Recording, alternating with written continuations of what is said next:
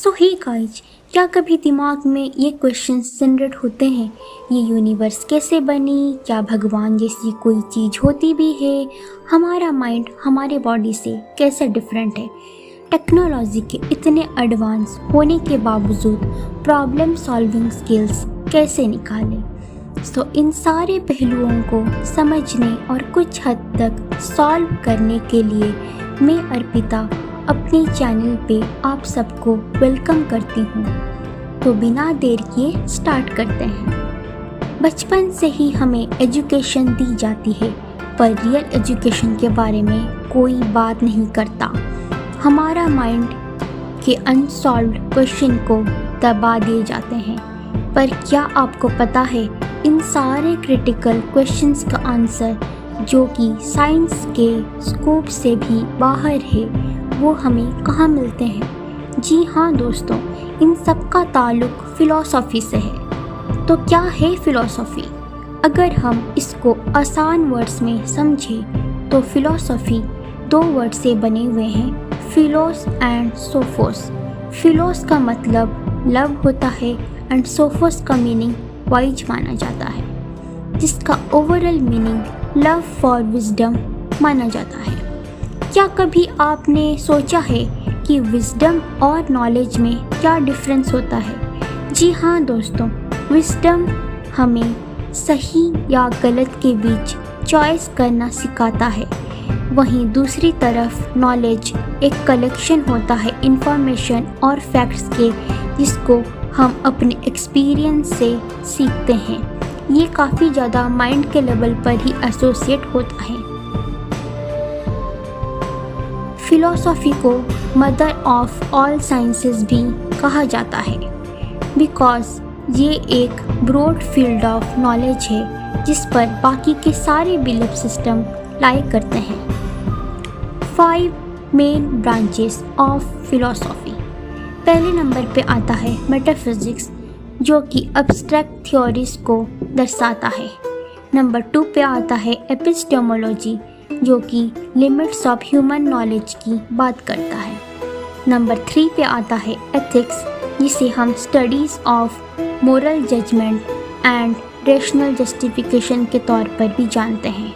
Number 4 पे आता है एस्थेटिक्स, जिसे हम study of beauty and arts के तौर पर भी जानते हैं। नंबर 5 पे आता है लॉजिक, जिसे प्रॉब्लम सॉल्विंग स्किल्स और रीजनिंग के तौर पर जाना जाता है। फिलॉसफी को स्टेप वाइज स्टेप देखें तो इसके इम्पोर्टेंस हमें अपने प्रैक्टिकल लाइफ में आसानी से समझ में आएंगे।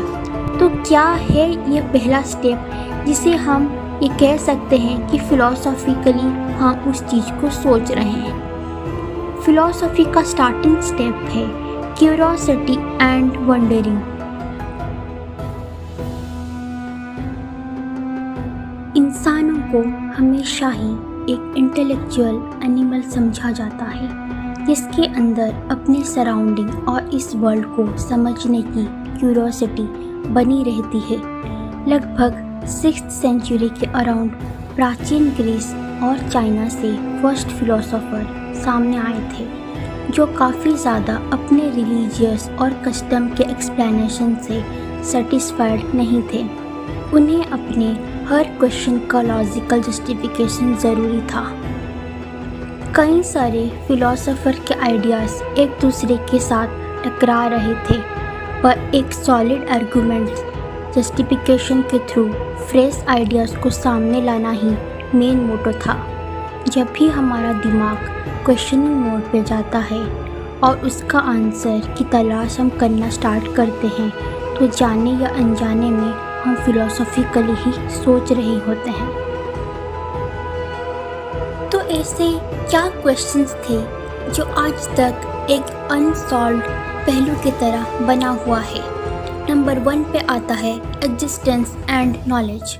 ग्रीस में 2500 ईयर्स पहले फर्स्ट ट्रू फिलोसोफर सामने आए थे, जिनको इस वर्ल्ड के बारे में जानने की काफ़ी क्यूरियोसिटी बढ़ी।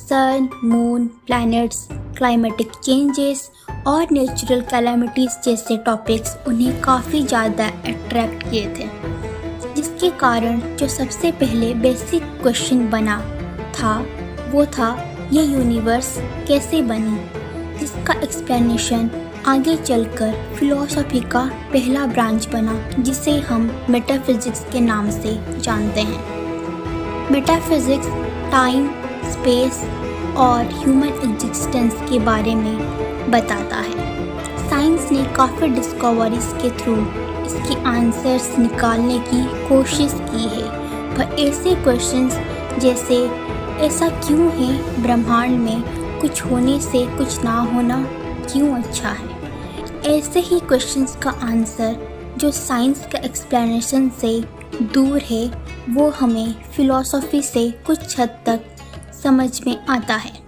अब बात आती है जब उन फिलोसोफर ने उनके थॉट्स के बारे में ऐसे रेशनल क्वेश्चंस को एग्जामिन करना स्टार्ट किया, तब दूसरा क्वेश्चन काफ़ी प्रचलित हुआ, वो था हाउ कैन वी नो, जो कि नॉलेज और उसकी लिमिट पर बात करता है।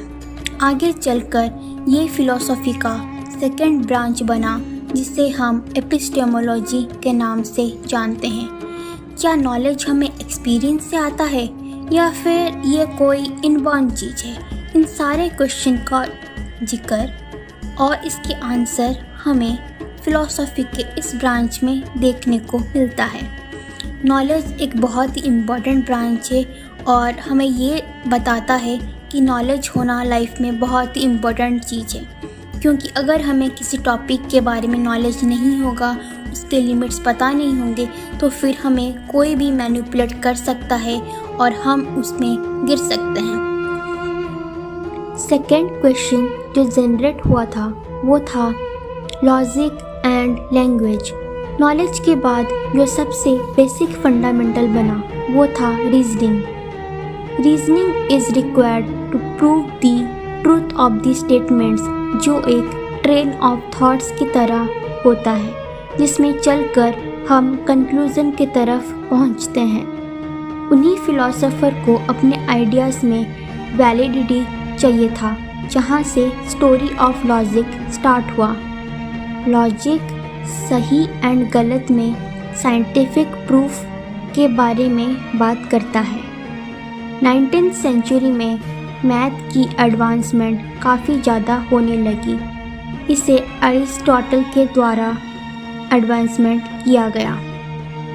लॉजिक के रूल्स मैथ के प्रूफ की तरह ही था, पर उसमें काफ़ी आर्गुमेंट्स स्टार्ट हुए थे, बिकॉज लॉजिक वर्ड्स के फॉर्म में था rather than number and symbols, जिसको डिकोड करना डिफ़िकल्ट था। अपने स्टेटमेंट्स को सही प्रूफ करने के लिए ना केवल लॉजिकल स्टेप्स चाहिए, बट एक प्रॉपर लैंग्वेज का यूज होना भी ज़रूरी है। तब 20th सेंचुरी में फिलॉसफी ऑफ लैंग्वेज आता है, जो कि टर्म्स को उसके मीनिंग में एग्जामिनेशन करने में हेल्प किया। नंबर 3 में आता है मोरालिटी, आर्ट्स एंड पॉलिटिक्स। क्योंकि लैंग्वेज काफ़ी इम्प्रेसाइज था, इसीलिए फिलोसोफर लाइक सोक्रेट्स उन्होंने ह्यूमंस के इमोशन और मोरल वैल्यूज़ पर फोकस करते हुए फंडामेंटल क्वेश्चन का आंसर की तलाश की, जो आगे चलकर फिलोसफी का ब्रांच बना, जिसे हम एथिक्स के नाम से जानते हैं। ये मोरल वैल्यूज़, जस्टिस सिस्टम और लाइफ में रहने के लिए बेसिक नेसेसिटी के बारे में बात करता है। इसी ब्रांच से और एक ब्रांच आया जिसे हम एस्थेटिक्स के नाम से जानते हैं, जो कि ब्यूटी और आर्ट्स के बारे में क्वेश्चन और आंसर की तलाश रखता है। धीरे धीरे इंडिविजुअल थिंकिंग से सोसाइटी और सिटीज़न के रिस्पॉन्सिबिलिटी पर सवाल खड़े हुए, जो कि फिलॉसफी ऑफ पॉलिटी का ब्रांच बना। नंबर 4 पे आता है religion, east and west. Society के बाद उनका रिलीजियन एक इम्पॉर्टेंट फैक्टर बन गया। वेरियस ब्रांचेस ऑफ फिलॉसफी ना केवल इंटरलिंक्ड थे, पर एक दूसरे के साथ ओवरलैप्ड भी थे। Conquest for religion, myth and reality start हुआ। गॉड, सोल का प्रेजेंस और क्या मोरालिटी गॉड से आता है या फिर ये फ्री विल है, ऐसे सारे क्वेश्चन के आंसर का focus philosophy of religion branch में हुआ। Eastern and western philosophy. Eastern philosophy China and India में प्रचलित था, जो कि फेथ एंड बिलीफ सिस्टम पे बेस्ड था।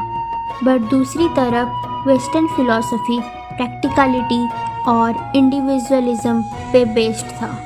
जहाँ eastern philosophy collective development and facts के ऊपर फोकस करता था, वहीं दूसरी तरफ वेस्टर्न फिलॉसफी में इंडिविजुअल अपब्रिंगिंग और डेवलपमेंट पर फोकस किया गया था। इन दोनों में सिमिलरिटी ये था कि दोनों ही मोरालिटी और ह्यूमन वेलफेयर के बारे में अपना आइडियाज़ पेश किए थे। अब क्वेश्चन आता है, आइडियाज़ का इम्पोर्टेंस क्यों है? आइडियाज़ कभी भी आउटडेटेड नहीं होते हैं। इसका इन्फ्लुएंस फिलॉसफी के भी बियॉन्ड है। फिलॉसफी एंड साइंस एक दूसरे से काफ़ी ज़्यादा कनेक्टेड है। जहाँ लॉजिकल थिंकिंग से मैथ का इन्वॉल्वमेंट करके सिस्टेमेटिक ऑब्जर्वेशन से इस वर्ल्ड को एक्सप्लेन करता है, वहीं हमारे माइंड और कॉन्सेंस को समझने के लिए साइकोलॉजी की स्टडी की जाती है। Lastly, it's not just about ideas, it's actually about way of thinking. दुनिया में कोई भी चीज़ सही या गलत नहीं होता है, बट एक बेटर अप्रोच हमें अपनी लाइफ को प्रॉब्लम सॉल्व करने में हेल्प करती है। Benefits of studying philosophy. It stretches the limits of thinking and imagination. It creates solid arguments. It helps in developing human relationship and communication. Philosophers के ideas हमें ना केवल उनके वर्क और स्टेटमेंट पर फोकस करता है, पर उसके साथ ही लिखने वाले के स्टाइल और प्रेजेंटेशन का हम पर इम्पैक्ट भी डालता है, ताकि हम उस माइंड के बियॉन्ड सोच पाएं। एन्जॉइंग फिलॉसफी, समथिंग जो हमें किसी सोसाइटी, टीचर, रिलीजियन या फिर कोई फिलॉसफर भी फोर्स ना कर पाए, और जिसे हम अपने इंडिविजुअल थिंकिंग से किसी भी प्रॉब्लम को सॉल्व करें, उसे ही फिलॉसफर समझा जाता है। तो ये थी फिलॉसफी से जुड़े कुछ डीप इंसाइट्स जो मैंने कोशिश की है इसे आसान शब्दों में आप सबको समझाने के लिए। अगर कंटेंट अच्छा लगा हो तो please like, subscribe and comment करना ना भूलें। धन्यवाद।